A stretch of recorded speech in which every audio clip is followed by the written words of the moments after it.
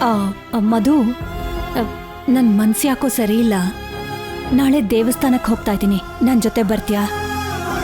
ನಿನ್ ಜೊತೆ ಮಾತಾಡ್ತಾ ಇದ್ರೆ ನನ್ನ ಮನ್ಸು ಪ್ರಶಾಂತವಾಗಿರುತ್ತೆ. ನೀವಷ್ಟೆಲ್ಲ ಕೇಳ್ಬೇಕಾ ಮೇಡಮ್? ಬರ್ತೀನಿ. ಬೆಳಿಗ್ಗೆನೆ ಬಂದ್ಬಿಡು.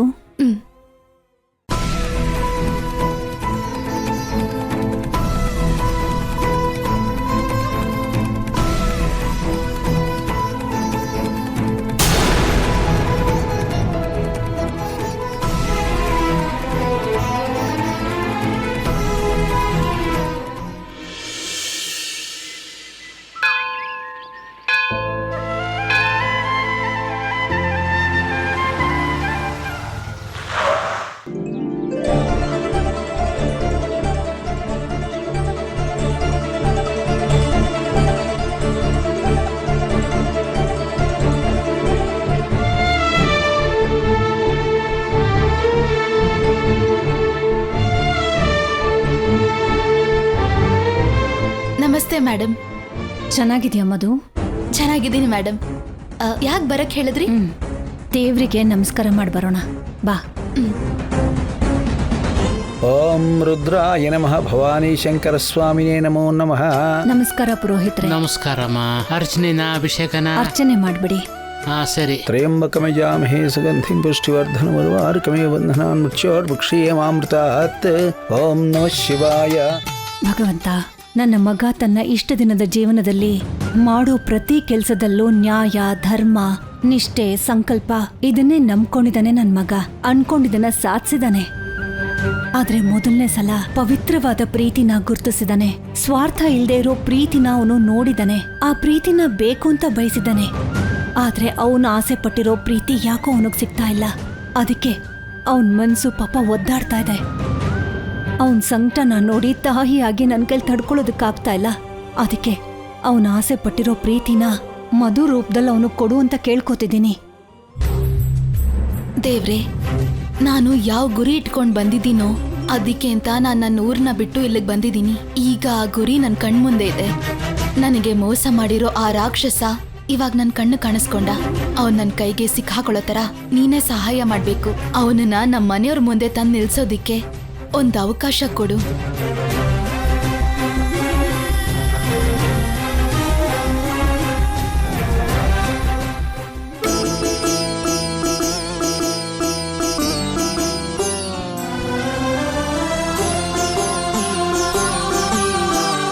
ವಾಗರ್ಥಾಯ ಸಂಪೃಕ್ತವಾಗರ್ಥ ಪ್ರತಿಪತ್ತಯೇ ಜಗತಃ ಪಿತರೌ ವಂದೇ ಪಾರ್ವತಿ ಪರಮೇಶ್ವರೌ.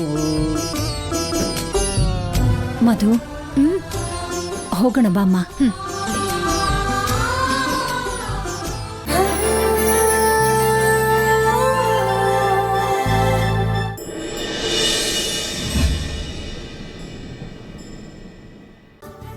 ಸೈನ್ ಮಾಡಿ ಸರ್.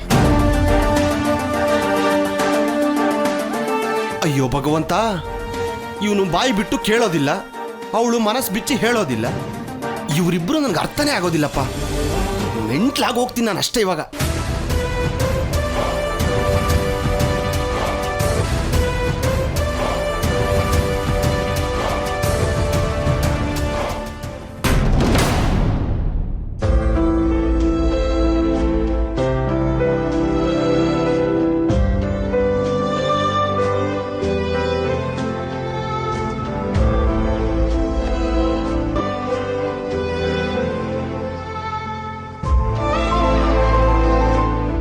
ಸರ್, ಏನ್ ಯೋಚನೆ ಮಾಡ್ತಿದ್ದೀರಾ ಸರ್? ಏನಾದ್ರೂ ಪ್ರಾಬ್ಲಮ್ಮಾ ಸರ್? ಮರ್ತ ಹೋಗಿದ್ದೆ, ಮೊನ್ನೆ ಗಣೇಶ ಹಬ್ಬದ ದಿನ ಏನ್ ಸರ್ ನನ್ನ ಹತ್ರ ಏನೋ ಹೇಳ್ಬೇಕು ಅಂತಿದ್ರಿ?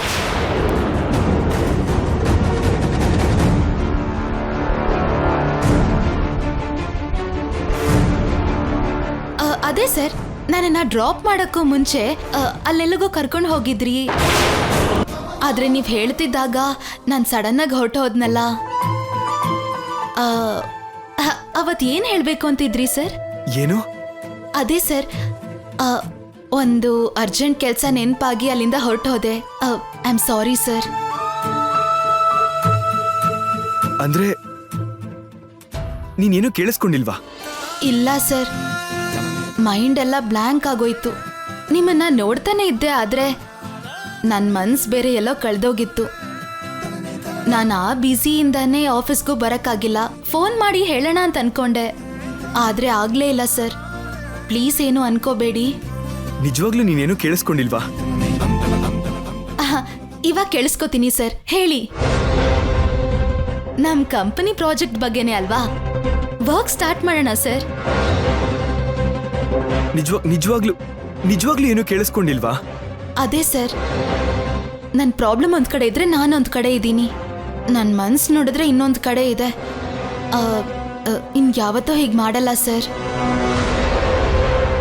ಮಧು ಏನು ಕೇಳಿಸ್ಕೊಂಡಿಲ್ಲ ಅಂತಂದ್ರೆ ನನ್ನ ಲವ್ನ ರಿಜೆಕ್ಟ್ ಮಾಡಿಲ್ಲ ಅಂತಾಯ್ತು. ಎಸ್, ಹೇಳಿ ಸರ್.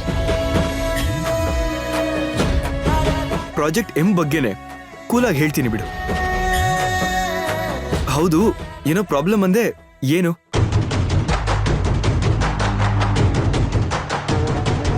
ಹೇಳು ಮಧು, ನಾನು ಹೆಲ್ಪ್ ಮಾಡ್ತೀನಿ. ಪರವಾಗಿಲ್ಲ ಸರ್, ಚಿಕ್ಕ ಸಮಸ್ಯೆ ಅಷ್ಟೇ. ನೀವು ಅನ್ಕೊಳ್ಳೋ ಅಷ್ಟು ದೊಡ್ಡದೇನಲ್ಲ ಬಿಡಿ. ಓಕೆ ಸರ್, ನಾಳೆ ಆದ್ರೂ ನೀವು ಆ ಪ್ರಾಜೆಕ್ಟ್ ಎಂ ಬಗ್ಗೆ ಮಾತಾಡಲೇಬೇಕು.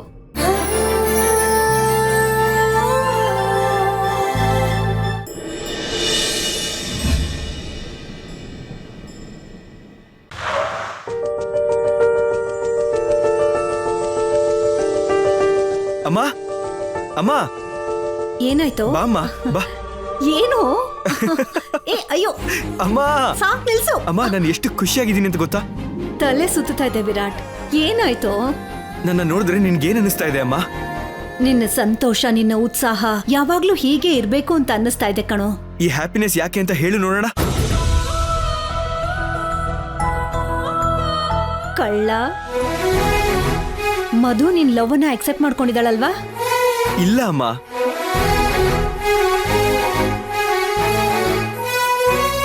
ಮತ್ತೆ ಇದೆಲ್ಲ ಯಾಕೋ? ಅಷ್ಟಕ್ಕೂ ಮಧು ನನ್ನ ಪ್ರಪೋಸಲ್ ಕೇಳಿಸ್ಕೊಂಡಿದ್ರೆ ಅಲ್ವಾ ಅಮ್ಮ ಅಕ್ಸೆಪ್ಟ್ ಮಾಡೋದಕ್ಕೆ, ರಿಜೆಕ್ಟ್ ಮಾಡೋದಕ್ಕೆ? ಏನೋ ಹೇಳ್ತಾ ಇದ್ಯಾ? ಹೌದಮ್ಮ, ಮಧು ಮೇಲೆ ನನಗಿರೋ ಪ್ರೀತಿನ ಅವಳು ಅರ್ಥ ಮಾಡ್ಕೊಳ್ಳಿಲ್ಲ ಅಂತ ನಾನು ತುಂಬಾ ಬೇಜಾರು ಮಾಡ್ಕೊಂಡಿದ್ದೆ. ಮಧು ನಾನು ಎಷ್ಟು ಆರಾಧಿಸಿದ್ನೋ ಅದನ್ನ ಅವಳು ಗುರ್ತಿಸ್ಲಿಲ್ಲ ಅಂತ ತುಂಬಾ ತುಂಬಾ ಕುಗ್ಗು ಹೋಗಿದ್ದೆ. ಮಧುಗೆ ನನ್ನ ಪ್ರೀತಿ ಬಗ್ಗೆ ಹೇಳಿದ್ರೆ ರಿಜೆಕ್ಟ್ ಮಾಡಿದ್ಲು ಅಂತ ತುಂಬಾ ತುಂಬಾ ಎಮೋಷನಲ್ ಆಗೋಗಿದ್ದೆ. ನಿನಗೂ ತುಂಬಾ ಬೇಜಾರು ಮಾಡಿದೆ ಅಮ್ಮ. ಆದ್ರೆ ಅಮ್ಮ, ಅವತ್ತು ನಾನು ಹೇಳಿದ್ದನ್ನ ಮಧು ಏನು ಕೇಳಿಸ್ಕೊಂಡೇ ಇಲ್ವಂತಮ್ಮ. ಕೇಳಿಸ್ಕೊಂಡಿಲ್ವಾ? ಹೌದು, ನಾನು ಹೇಳಿದಿನೆಲ್ಲ ಕೇಳಿಸ್ಕೊಂಡ್ಲು ಅಂತ ಅನ್ಕೊಂಡೆ. ಆದ್ರೆ ತಿರುಗಿ ನೋಡಿದ್ರೆ ಏನಾಯ್ತೋ ಏನೋ ನೆನಪಾದಂಗೆ ಆಚೆ ಏನೋ ನಡೀತಾ ಇರೋ ಹಾಗೆ ಹೊರಟೋದ್ಲು ಅಮ್ಮ. ನಾನು ಹೇಳಿದಿನ ಕೇಳಿ ಅವಳಿಗೆ ಇಷ್ಟ ಆಗ್ದಂಗೆ ಮೌನವಾಗಿ ಹೊರಟೋದ್ಲು ಅಂತ ತುಂಬಾ ಬೇಜಾರು ಮಾಡ್ಕೊಂಡಿದ್ದೆ ಅಮ್ಮ. ಅಂದ್ರೆ ನೀನೇ ತಪ್ಪಾಗಿ ಅರ್ಥ ಮಾಡ್ಕೊಂಡ್ಯಾ ವಿರಾಟ್? ನಾರ್ಮಲ್ ಆಗಲ್ಲ ಅಮ್ಮ, ತುಂಬಾ ತುಂಬಾ ಮಿಸ್ಅಂಡರ್ಸ್ಟ್ಯಾಂಡ್ ಮಾಡ್ಕೊಂಡಿದ್ದೀನಿ. ನನ್ನ ಪ್ರೀತಿನ ಆಕ್ಸೆಪ್ಟ್ ಮಾಡ್ಲಿಲ್ಲ ಅಂತ, ನಾನಂದ್ರೆ ಇಷ್ಟ ಇಲ್ಲ ಅಂತ ನನಗ್ ನಾನೇ ಏನೇನೋ ಅನ್ಕೊಂಡು ನನ್ನಲ್ಲಿ ನಾನೇ ಕುಗ್ಗ್ ಹೋಗಿದ್ದೆ. ತುಂಬಾ ತಪ್ಪು ಮಾಡ್ಬಿಟ್ಟೆ ಅಮ್ಮ. ನೋಡಿದ್ಯಾ ವಿರಾಟ್, ಮನ್ಸು ದುಃಖ ಪಡ್ತಾ ಇದ್ರೆ ಮೈಂಡ್ ಯೋಚನೆ ಮಾಡೋದನ್ನ ನಿಲ್ಲಿಸ್ಬಿಡತ್ತೆ. ಅದ್ರ ಫಲನೇ ಅಲ್ವಾ ಮಧುನ ನೀನು ತಪ್ಪಾಗಿ ಅರ್ಥ ಮಾಡ್ಕೊಂಡಿರೋದು. ಹೌದಮ್ಮ, ಏನೋ ಆ ಟೈಮಲ್ಲಿ ಎಲ್ಲ ಕತ್ಲೆ ಅಂತಾನೆ ಅನ್ನಿಸ್ತು. ತುಂಬಾ ತುಂಬಾ ಡಿಸ್ಟರ್ಬ್ ಆಗೋಗಿದ್ದೆ. ವಿರಾಟ್, ಕತ್ಲು ಸ್ವಲ್ಪ ಗಂಟೆಗಳಷ್ಟೇ ಕಣೋ. ಸ್ವಲ್ಪ ತಾಳ್ಮೆಯಿಂದ ಇದ್ರೆ ಬೆಳಕು ಹರಿದು ಬಿಡುತ್ತೆ. ಆಮೇಲೆ ಆ ಬೆಳಕು ಈ ರೀತಿ ಸಂತೋಷ ತರತ್ತೆ. ಮಧು ಬಗ್ಗೆ ಎಲ್ಲ ಗೊತ್ತು ಅಂತಿದ್ದೆ, ಮತ್ತೆ ಯಾಕೆ ಹಾಗೆ ನೆಗೆಟಿವ್ ಆಗಿ ಯೋಚಿಸ್ದೆ ಹೇಳು? ಮಧು ಮಾಣಿಕ್ಯ ಕಣೋ, ನಿನ್ನನ್ನ ತಿಳ್ಕೊಂಡಿರೋ ಹುಡುಗಿ, ನಿನ್ನ ಬಗ್ಗೆ ತುಂಬಾ ಗೌರವ ಇಟ್ಕೊಂಡಿರೋ ಅಂತ ಹುಡುಗಿ. ನಿನ್ನ ಪ್ರೀತಿನ ಬೇಡ ಅಂತಾಳೆ ಅಂತ ಅದ್ ಹೇಗ್ ಅಂದ್ಕೊಂಡೆ ನೀನು? ಅದಕ್ಕೆ ಅಮ್ಮ, ಆ ದೇವ್ರು ಇನ್ನೊಂದು ಅವಕಾಶ ಕೊಟ್ಟಿದ್ದಾನೆ.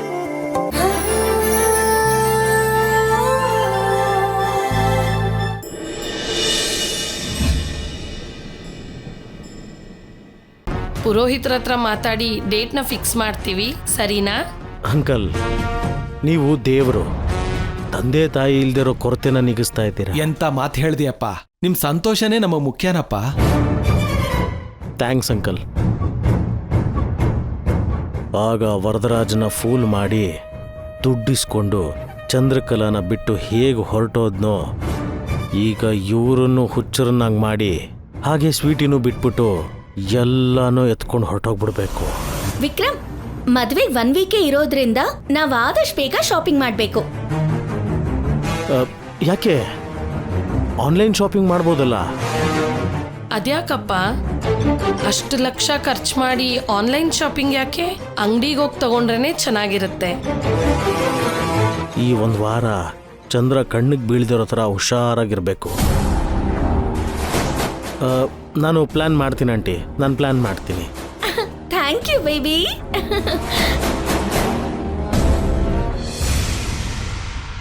ಶ್ರುತಿ, ಅಮ್ಮ ಶ್ರುತಿ. ಹಾ ಅತ್ತೆ. ಏನತ್ತೆ ಕರೆದಿದ್ದು?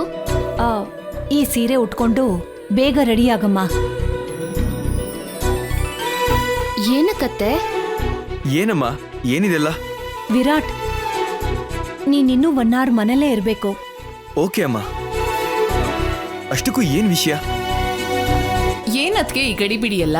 ಶ್ರುತಿ ಏನಕ್ಕೆ ರೆಡಿ ಆಗ್ಬೇಕು? ಶ್ರುತಿನ್ ನೋಡಕ್ಕೆ ಹುಡುಗನ್ ಕಡೆಯವ್ರು ಬರ್ತಿದ್ದಾರೆ.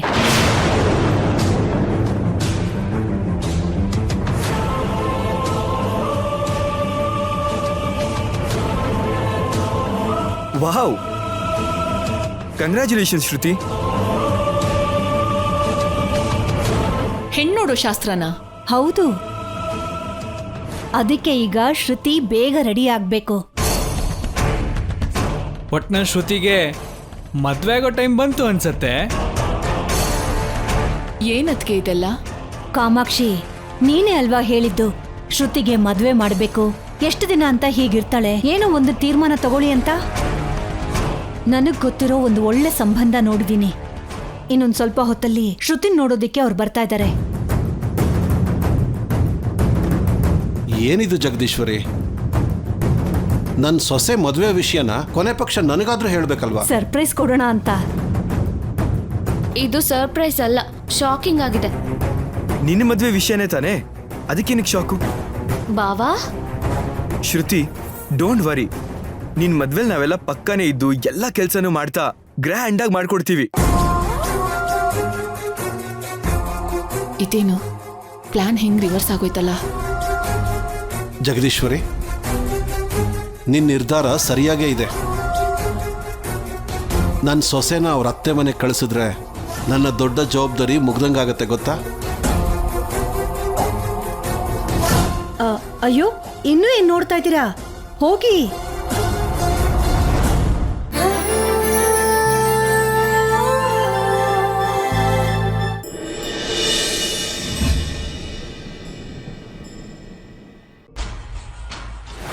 ನಾನ್ ಚಿಕ್ಕವಳಿದ್ದಾಗ್ಲಿಂದ ಭಾವ ಅಂದ್ರೇನೆ ಇಷ್ಟ. ಇಷ್ಟ ಮಾತ್ರ ಅಲ್ಲ, ಪ್ರೀತಿ, ಹುಚ್ಚು. ನಾನು ನಮ್ಮ ಮಾವನ್ನೇ ಮದ್ವೆ ಆಗೋದು. ಅವ್ರಿಲ್ಲ ಅಂದ್ರೆ ನಾನು ಸತ್ತು ಹೋಗ್ತೀನಿ.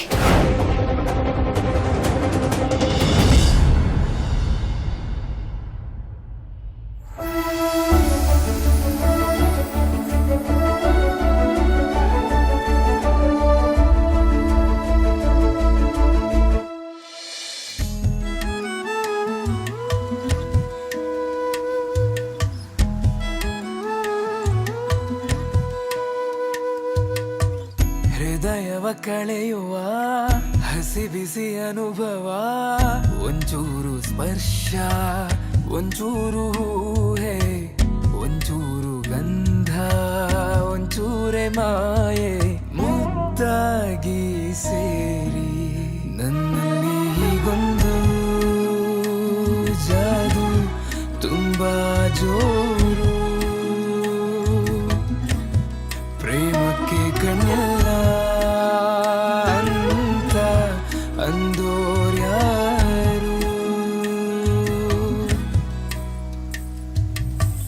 ಹೃದಯವ ಕಳೆಯುವ ಹಸಿ ಬಿಸಿ ಅನುಭವ.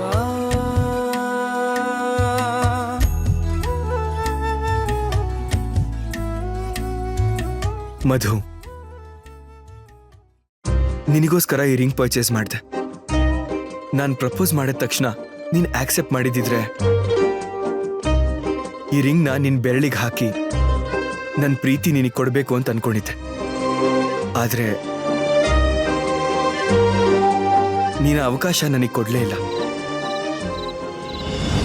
ನನ್ನ ದುರದೃಷ್ಟ ನನಗೆ ಎಷ್ಟರ ಮಟ್ಟಿಗೆ ಹೆಗ್ಲೇರಿದೆ ಅಂತ ತುಂಬಾ ತುಂಬಾ ಒದ್ದಾಡ್ತಾ ಇದ್ದೆ. ಆದ್ರೆ ಮಧು, ನಾನು ಅದೃಷ್ಟವಂತ ಗೊತ್ತಾ? ನಾನು ಹೇಳಿದ ಮಾತನ್ನ ನೀನ್ ಕೇಳಿಸ್ಕೊಳ್ದೇ ಇರೋದು, ನಾನದನ್ನ ಗಮನಿಸದೇ ಇರೋದು, ಎಲ್ಲ ಅದು ಹೆಂಗೋ ನಡೆದೋಯ್ತು ಬಿಡು. ಆದ್ರೆ ನೀ ನನಗೆ ಮತ್ತೆ ಇನ್ನೊಂದು ಅವಕಾಶ ಕೊಟ್ಟಿದ್ಯಾ. ಇನ್ನೊಂದ್ಸಲ ನನ್ನ ಅದೃಷ್ಟನ ಪರೀಕ್ಷೆ ಮಾಡ್ಕೊಳ್ಳೋ ಆ ದಿನಕ್ಕೋಸ್ಕರ ನಾನು ಕಾಯ್ತಾ ಇದ್ದೀನಿ. ನೀನು ನನ್ನ ಪ್ರೀತಿನ ಒಪ್ಕೊಂಡ್ಮೇಲೆ, ನಿನ್ನ ಕಣ್ಣಲ್ಲಿ ಬೆಳಕು ನೋಡಿದ್ಮೇಲೆ ಈ ರಿಂಗ್ನ ನಿನ್ನ ಬೆರಳಿಗೆ ಹಾಕ್ತೀನಿ. ಅದೇ ನಮ್ಮ ಎಂಗೇಜ್ಮೆಂಟ್ ಅಂತ ಫೀಲ್ ಮಾಡ್ಕೋತೀನಿ.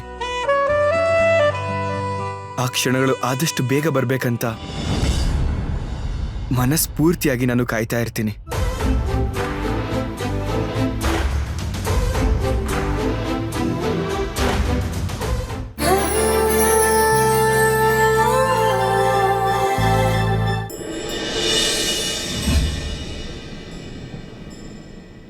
ನಿನ್ ಮಗಳು ವಿಕ್ರಮನ್ನ ಹಿಡ್ಕೊಂಡಿದ್ದಾಳೆ ಅಂದ್ರೆ ನಂಬಲಿಲ್ಲ.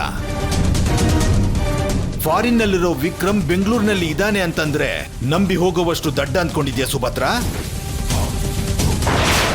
ನಿನ್ ಮಗಳನ್ನ ಕರ್ಕೊಂಡ್ ಬರೋದಿಕ್ಕೆ ಹೋಗಿದ್ನೆ ಹೊರತು ವಿಕ್ರಮ್ ಅಲ್ಲಿರ್ತಾನೆ ಅಂತ ನಿನ್ ಮಗಳ ಮಾತನ್ನ ನಂಬಿ ಹೋಗಿರ್ಲಿಲ್ಲ.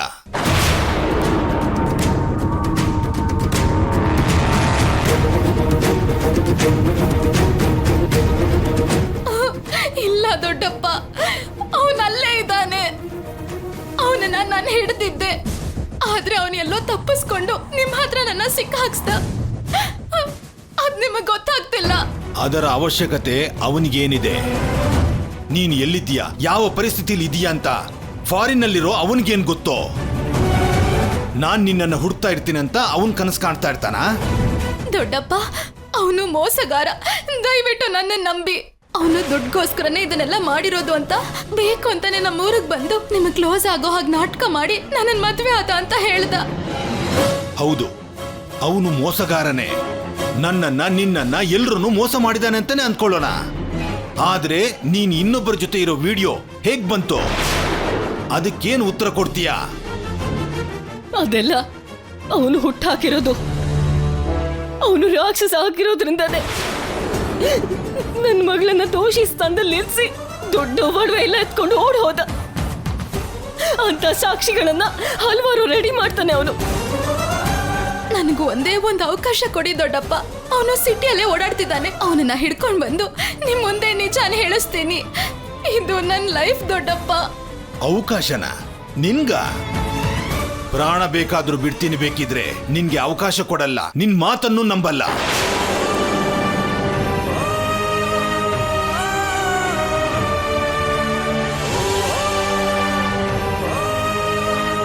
ನೀವು ನನ್ನನ್ನ ನಂಬೇಡಿ, ನನ್ನನ್ನ ಈ ಮನೆ ಮಗ್ಳ ಹಾಗೆ ನೋಡ್ಬೇಡಿ, ನನ್ನನ್ನ ಬಿಟ್ಬಿಡಿ.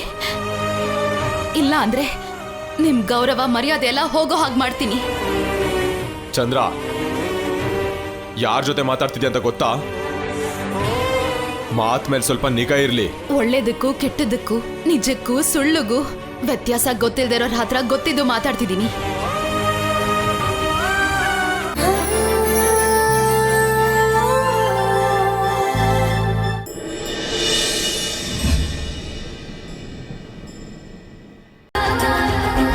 ಈ ಗೊಂಬೆಗಳ ಮಧ್ಯೆ ಇಟ್ಟು ಇವರಿಬ್ರು ಒಂದಾಗ್ಬೇಕು ಅಂತ ಮನ್ಸಾರೆ ನಾವು ಬೇಡ್ಕೊಂಡ್ರೆ ಖಂಡಿತವಾಗ್ಲೂ ಅದು ನಡೆಯತ್ತೆ.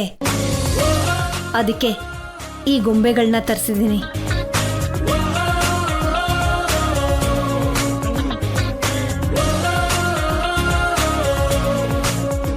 ಏನಮ್ಮ ಇದು? ನಾನಿನ್ನೂ ನನ್ನ ಪ್ರೀತಿನ ಮಧುಮತಿಗೆ ಹೇಳೇ ಇಲ್ಲ. ನೀನ್ ಹೇಳಿದ್ರೆ ಮಧು ಆಗಲ್ಲ ಅನ್ನಲ್ಲ ವಿರಾಟ್. ನನ್ನ ಮಗನ ಪ್ರೀತಿ ಆಕಾಶದ ತರ. ಅದನ್ನ ಮುಟ್ಟಬೇಕು ಅಂತ ಅನ್ಕೊಳ್ತಾರೆಯೇ ಹೊರತು ಯಾಕೆ ಅಂತ ಯಾರೂ ಅನ್ಕೊಳಲ್ಲ. ಅಷ್ಟು ನಂಬಿಕೆ ಹೇಗಮ್ಮ ನಿನಗೆ? ಆ ನಂಬಿಕೆನೇ ಕಣೋ ಕನ್ಸನ್ನ ನನಸು ಮಾಡೋದು, ಭವಿಷ್ಯದ ಮೇಲೆ ಆಸೆನ ಹುಟ್ಸೋದು. ನಿನ್ನ ಮೇಲೆ ಇಷ್ಟು ಅಭಿಮಾನ ತೋರ್ಸೋ ಅಂತ ಮಧು, ನಮ್ಮ ಕುಟುಂಬದ ಮೇಲೆ ಇಷ್ಟು ಗೌರವ ಇಟ್ಕೊಂಡಿರೋ ಅಂತ ಮಧು ನಿನ್ನ ಪ್ರೀತಿನ ಅರ್ಥ ಮಾಡ್ಕೊಳ್ಳಲ್ಲ ಅಂತ ನೀನ್ ಹೇಗ್ ಅನ್ಕೋತ್ಯಾ? ಅಷ್ಟೆಲ್ಲ ಯಾಕೆ, ಒಂದ್ ಹುಡುಗಿ ಒಂದ್ ಹುಡುಗನ್ ಜೊತೆ ಕೆಲ್ಸಕ್ಕೋಸ್ಕರ ಒಟ್ಟಿಗೆ ಹೋಗೋದು ಸಹಜ. ಆದ್ರೆ ಅನಿವಾರ್ಯ ಕಾರಣದಿಂದ ಅದೇ ಹುಡುಗಿ ಹುಡುಗನ್ ಜೊತೆ ಒಂಟಿಯಾಗಿ ಒಂದು ಕಾಡಲ್ಲಿ ಇಡೀ ರಾತ್ರಿ ಇರ್ಬೇಕಾಗ್ ಬಂದ್ರೆ? ಮಧು ನಿನ್ ಜೊತೆ ಇದ್ಲು, ಅದು ಮಧುಮತಿ ಧೈರ್ಯ ಅಲ್ಲ, ಅವಳಿಗೆ ನಿನ್ ಒಳ್ಳೆತನದ ಮೇಲಿರೋ ನಂಬಿಕೆ. ಅಂಥ ಒಂದು ನಂಬಿಕೆನ ಯಾವ ಹುಡುಗಿನೂ ಸುಮ್ಮನೆ ಬಿಡಲ್ಲ. ಆ ಪ್ರೀತಿನೇ ನಿನ್ನ ಪ್ರೀತಿನ ಗುರ್ತಿಸುತ್ತೆ. ಆ ನಂಬಿಕೆ ನನಗಿದೆ.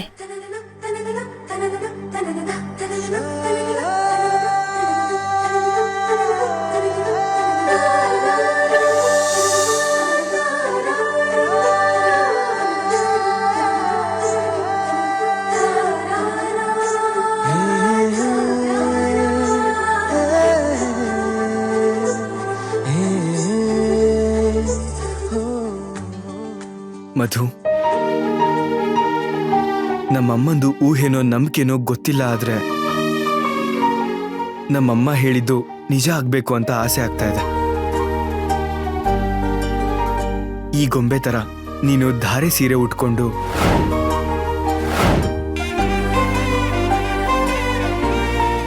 ನಿನ್ನ ಹಣೆ ಮೇಲೆ ನೀನು ಸಿಂಧೂರ ಇಟ್ಕೊಂಡು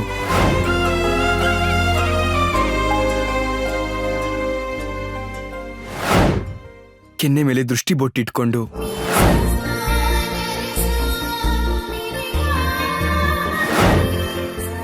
ತಲೆಗೆ ಬಾಸಿಂಗ ಕಟ್ಕೊಂಡು ಕೈ ತುಂಬ ಬಳೆಗಳನ್ನ ಹಾಕ್ಕೊಂಡು